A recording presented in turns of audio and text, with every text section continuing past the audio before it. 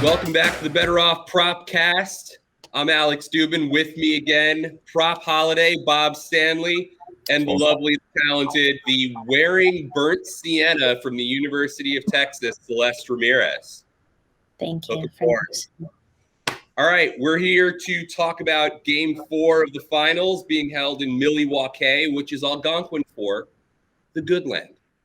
Alice Cooper taught us that. So today we have Bob's picks, we have Celeste's picks, and we have me figuring out which of their same game parlays I'm going to throw money down on. Last week, I threw down some money on Bob's same game parlay. It missed by just that much. So we're going to look into this, but we're going to start today off. Bob, you have, what is it? You have three props and the same game parlay. Let's start out with your first one. Jae Crowder, over 6.5 rebounds, plus 120 on DraftKings. Talk to the people, Bob. Sure. When this opened up, it was actually plus 6.5. It was over 6.5 at plus 120. I actually think it dropped down to 5.5 on most betting sites. So I love this play. So he's averaging 8 rebounds for the series, but when I was doing my analysis from Game 3, if you go to NBA.com, you can actually watch rebound by rebound. They'll show you the highlights. I picked up on something.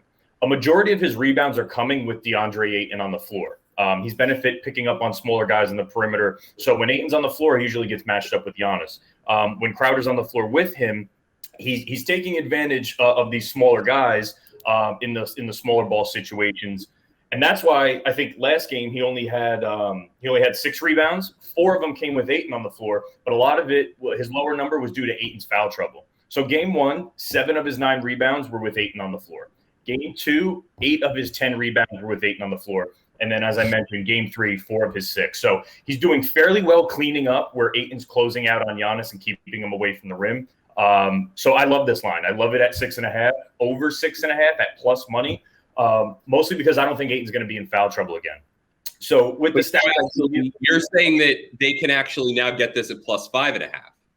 You can go over 5.5. I think it's like minus 115, something like that. It dropped down to more. But I love it either way. I have him projected at 8 rebounds, assuming Ayton does not get in foul trouble, which he rarely does. Last game was really one of his first foul trouble games of the postseason. So 76% of Crowder's rebounds are coming with Ayton on the floor. If Ayton plays, Crowder should hit this number, no problem. And it's really tough to compare Crowder's rebounds this series versus the rest of the playoffs because Dario Saric was playing. So we've gotten more Ayton minutes. We're getting more Crowder minutes. 6.5 seems completely reasonable. 5.5 is great. I like the plus money because I have him projected at 8 rebounds tonight. Celeste, what do you think? We like this? I was just checking the referee assignments like right before we started, and Scott Foster is not officiating. So I'm thinking Ayton should be good. There's, as far as I know, nobody who has a like raging hatred for Chris Paul that's officiating or for the Suns or whatever. I think that for those of our viewers who haven't picked up on this, and it's gotten some pubs since the game, Scott Foster officiated game 3. Chris Paul is now 0 for 12 with Scott Foster on the floor. Is that playoffs or is that all time? For playoffs, I think. For playoffs. So for the over bettors, specifically the Chris Paul over bettors, Scott Foster's absence is a good sign. Yeah. So I think, I think that'll definitely happen because I don't see Ayton getting into trouble again. That's a very rare thing that happened this last game. He's such a nice boy. All right. Well, I'm just saying, like, we don't see him getting in trouble. He's always, like... He's kind of like a baby. Cutting the neighbor's lawn and giving them their paper. And, like, he's such a nice young man. I don't know where that came from. My mother, I guess. Bob, let's talk about Khris Middleton. So, I mean, similar to Crowder, you really have to take what happened with Ayton and play around with the game script because he normally doesn't play 24 minutes. And then with Middleton, you kind of have to look, okay, what changed from game to game? So I had Middleton over 5.5 assists at plus 110 on FanDuel. So game 1, we don't know what we're getting from Giannis. Khris Middleton steps up. He puts up 29 points. He takes the offensive burden. And Giannis didn't play. He played okay, but not great offensively. Game 2 and 3, Giannis explodes, and Middleton goes to more of a distributor role. So Middleton's averaging 7 assists over those last 2 games when he settled into that distributor role. And if you look at Milwaukee, since DiVincenzo went down, there really is a lack of ball handlers. It's Drew Holiday and it's Khris Middleton. So games 2 and 3, Giannis goes back to attacking the basket. He's no longer trying to shoot jumpers. Middleton's thriving off of this, getting him the bucket, getting him the ball on slashes. And if you look at Middleton from games 1 versus 2 and 3, his shot attempts are going down. He goes from 26 in game 1 down to around 15 in games 2 and 3, but his assists went up. So game 1, he has 4 assists. Game 2, he has 6 and 8 as a secondary scorer and kind of a preliminary passer. Also, if you look at his assist percentage from game 1s to 2 and 3, goes from 15.9 up to 25.7, up to almost 20 in game 3. Game 3 was kind of out of reach in the second half. It was really a double-digit lead for most of the game. So they were slowing down those possessions on offense to milk the clock. I like Middleton at over 5.5 assists at plus 110 because this is his role. Now that Giannis, we know offensively, he can shoulder the burden of 40 minutes a night. So over. Bob, can you talk about that stat? What assist percentage actually represents? Sure. It's the amount of assists that this person contributes while they're on the floor. So if they have 10 assists in his minutes on the floor, 25% of those assists, of the team's assists, go to Khris Middleton. So he's getting 2 assists. It's almost a plus minus, but a lot more surgical. Yes. He's looking to distribute more because that's what this team needs.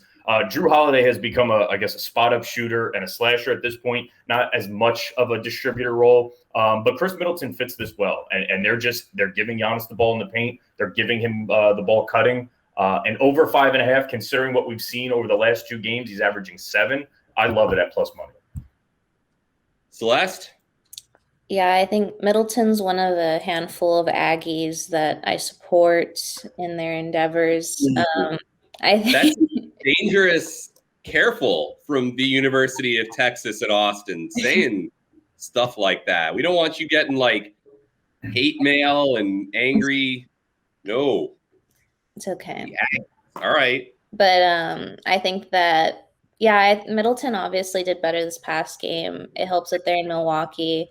I see like he's gradually kind of gotten better throughout the series, as most of them have, obviously, since they get so much time to rest. But that's a whole other thing. I think that he can definitely hit those for this next game.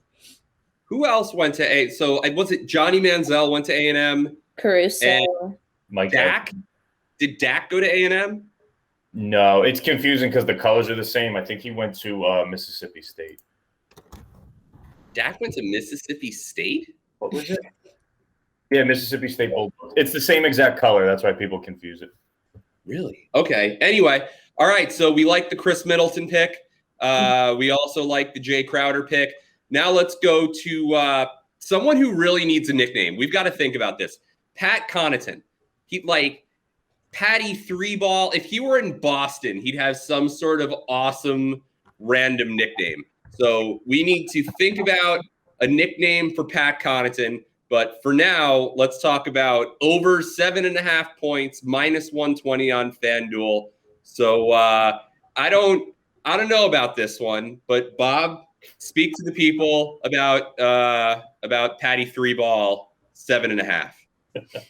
So it's 7.5 at minus 120 on FanDuel. He's hit this in the last 5 straight games.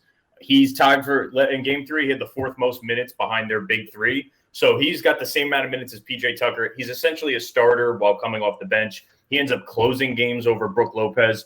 He's playing really well this series. He's shooting 52% from the field, 47% from 3. He's getting about 7 attempts per game, almost 6 3-point attempts per game. So if he hits 2 threes and a bucket, you've hit your 8 points. I think offensively they need that. They have a lot. They have the slashers now and Drew and Giannis, but they need that perimeter shooting to kind of stretch the floor. PJ Tucker is always good for his 1 corner 3 a game. I think it's like minus 200. But Pat Connaughton chipping in, I think he's good for anywhere from 8 to 10 points. It is minus 120, but for good reason. He's on the floor 30 plus minutes a game. Celeste? I'm not like Isn't so certain about Patty three ball. From Notre I think it's just because I'm not a Pat supremacist that I don't really like. I don't pay attention to him enough. I could definitely see it happening because it's not asking like too much of him. Like PJ Tucker makes like 7 points. I think that Pat can do this like a little more.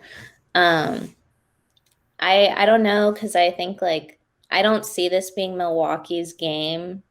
I'm thinking the Suns take this game, so I would see it more if I thought the Bucks were going to be the ones who win this game. But I don't know. All right, a little less certainty on.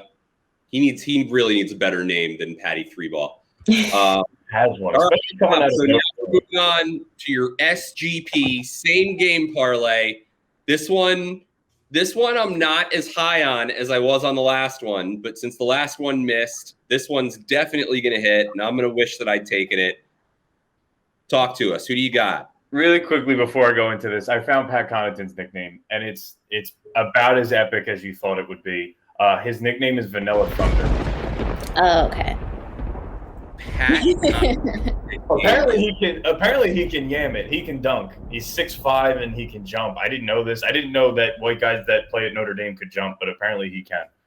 Hey, I used to know Chris Quinn a little bit, and I actually saw him dunk a basketball, all 4'9" of Chris Quinn. But Vanilla Thunder.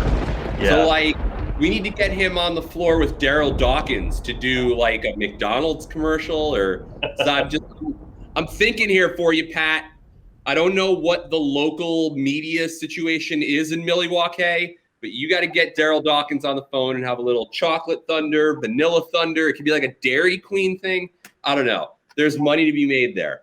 Put up 3 threes this game and you'll get some more notoriety there, Pat. Exactly. We'll do a whole Vanilla Thunder segment, and it will definitely get sexual and inappropriate, but that's why we're here. All right. So you have a 6-way same game parlay that pays out at 85 bajillion to 1. Let's hear it. It is a 6-leg parlay. It's a same game parlay. It's 10 to win $696.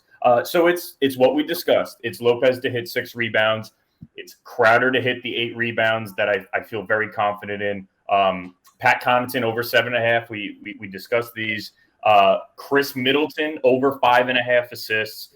And then my last 2 that kind of sprinkled in there, Mikal Bridges 2 threes. I think last game it was a little bit more of an outlier. He picked it up in the second half, but he should be shooting a little bit more. He should be a little more aggressive offensively in game 4. And then finally, the Chris Paul sprinkle that every same game needs. Chris Paul over 21.5. Really quickly on the Brook Lopez piece, because I didn't mention this before. Brook Lopez, 6 rebounds, is plus 122 on FanDuel. He's hit this in 4 straight games prior to game 3. I think a lot of that had to do with Ayton. So Ayton gets in foul trouble. They pull Lopez's minutes down. And again, I like we said, I don't expect Ayton to be in foul trouble again. He's averaging 6 rebounds per game over the last 5, and that's including his 2 rebound performance last game. So that threw that in my same game parlay.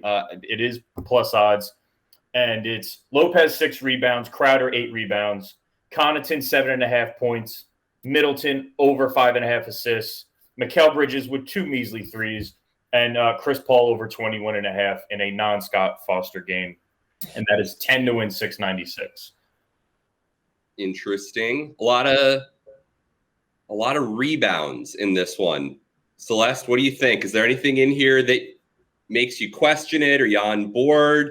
Do you just want to say Pat Connaughton's nickname again? What's going on? I haven't said it once actually, but I was gonna say if I could legally bet in the great state of Texas, I would partake in this parlay, but I cannot. I had a dream actually that like Lopez had a bad game. I'm not saying that means anything. I'm just saying that I did indeed have a dream that Lopez had a bad game. But had a bad game like 6 points and 4 rebounds, or had a bad game like threw a frisbee at a child in the third row and he can't play anymore? no, it was like yeah, he got hurt in my dream. But I mean, I don't know. If Brooke Lopez gets hurt tonight, I'm messaging you tomorrow for the lottery numbers. Just throwing that. Seriously. Which don't one know. of them is it? His brother that's married to Michelle Wee, Robin Lopez. I'm pretty sure. I don't know. I think that we've just been talking about the finals a lot, so that's probably why it slipped into my dreams. He is not married to Michelle Wee. What? I could have. Somebody get Pat Connaughton on the phone. All right. So Celeste likes this. She would bet on it if the great state of Texas allowed it. We're not going to tell you people in Texas to go and contact a bookie and bet illegally, but things happen. All right, let's move on to Celeste picks. So Celeste has a massive single game parlay that I love. We're calling it the Scott Foster is at home parlay because Chris Paul has a large piece in this. Celeste, what is this? This is a 5-way same game parlay. What do you do? Okay, so I have PJ Tucker over 5.5 points. He's made 7 points every game this series, so I think that's reasonable. I have Chris Paul over 2.5 made threes. I think he can do it. This is like me expecting Chris Paul has an amazing, phenomenal game. Just to say that as we go forward. Devin Booker over 2.5 made threes. Another thing he can do. I watched their post-game interview thing and they looked devastated, so I'm hoping that they're thinking about that when they're playing. Chris Paul to score over 30 plus points. And then I have DeAndre Ayton to score 20 plus points. And this one is the one that yesterday Bob was saying he was unsure about Ayton, but he did score 18 points last game, and that was with him in foul trouble. And I feel like, they're all putting their arms around his shoulder like, you got this, buddy. You can do better. I feel like he's going to play a bigger role in this game. And especially if he could do it in foul trouble, I think he could definitely do 20 plus points without it. But yeah. And that would be $10 could win you $1,926.76. That's a payday. Bob, what do you think about Chris Paul, 30 plus points on the road? I don't hate it. I think it's certainly possible. I mean, we talked about it the other day, Alex, that he looked very gun shy in Game 3. We were a little bit shocked where he was slashing to the rim and dishing to Frank Kaminsky, and it's like, no, dude, this is the finals. These are the shots you need to be taking. I do expect him to be a lot more aggressive in Game 4. As Celeste pointed out, he did have 32 in Game 1. What he did in Game 6 against the Clippers, I mean, he has this in him. I think he knows if this series goes 2-2, that it can get dicey, especially with Giannis gaining steam. So he's going to do everything in his power to keep it from going 2-2. 3-1 sounds a lot better going back to Phoenix if they still do that. Do they go back to? Is it 2-3-2 or is it 2-2-1-1-1? I always forget with the finals. Pretty sure it's 2-2-1-1-1. Okay. But yeah, no, I don't think I don't think it's out of the realm of possibility that he goes for 30, especially if he's shooting the threes, as Celeste pointed out. So, all right, and then Celeste, the other one you have is Chris Paul as the game's top scorer, which goes along with assuming that he'll score 30 at plus 1,400. So you like Chris Paul to outscore Giannis in Milwaukee?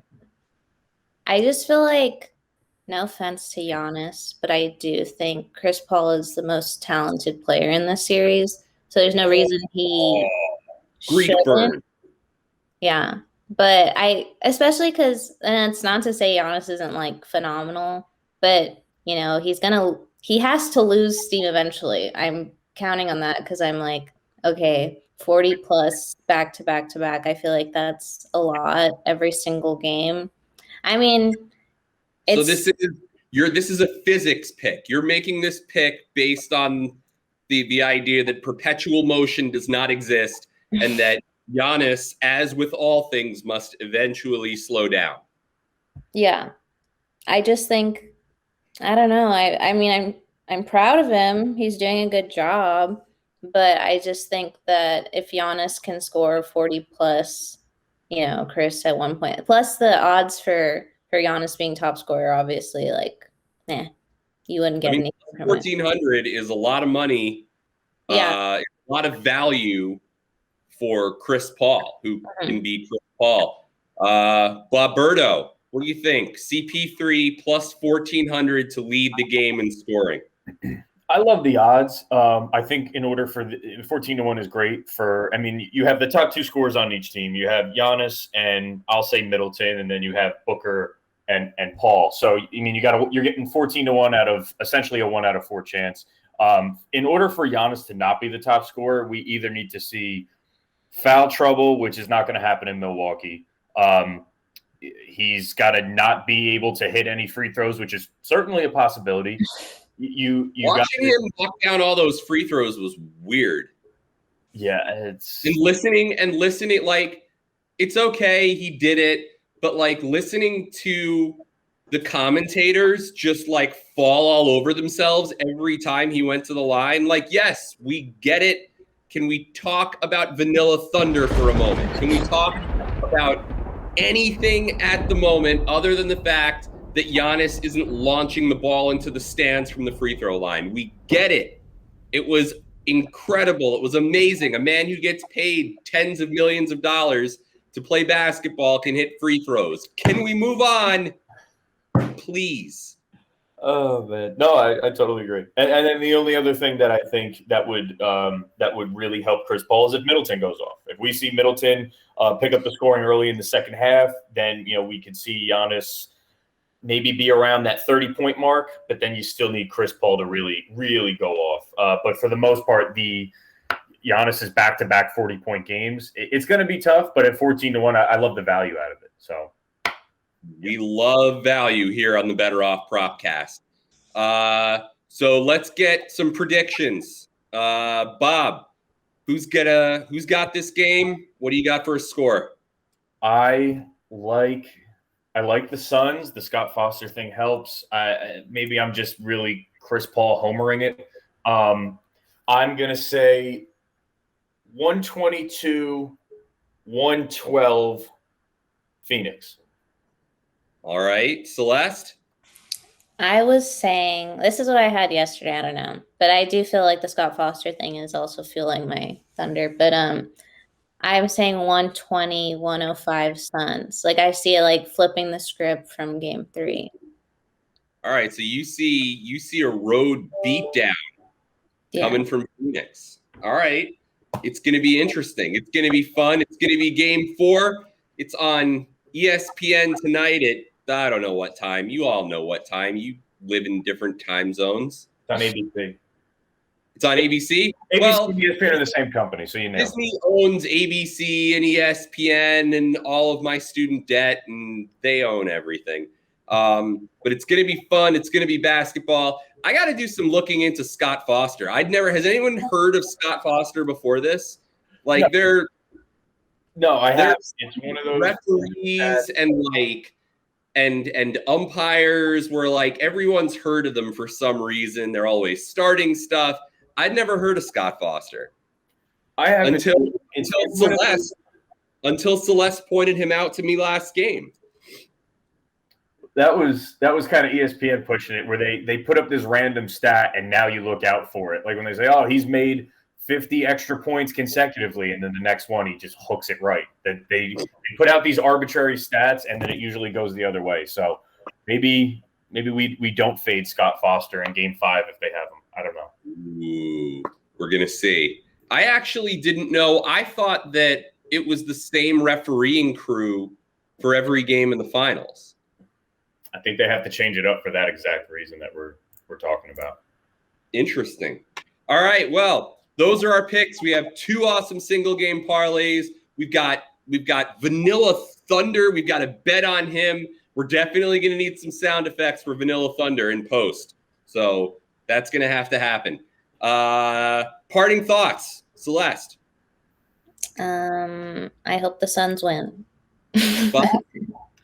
I'm going to hit a same game parlay before the end of this finals, and it will pay 50-1. My mind is made up. It will happen. Just keep following, keep tailing. Keep the faith. Stay with Bob. Let's do this. All right, guys. Everyone, enjoy the finals tonight. We'll be back for a propcast before Game 5. Thanks to Celeste. Thanks to Bob. Thanks to Vanilla Thunder. We'll see you guys next time. Later, guys. We're out.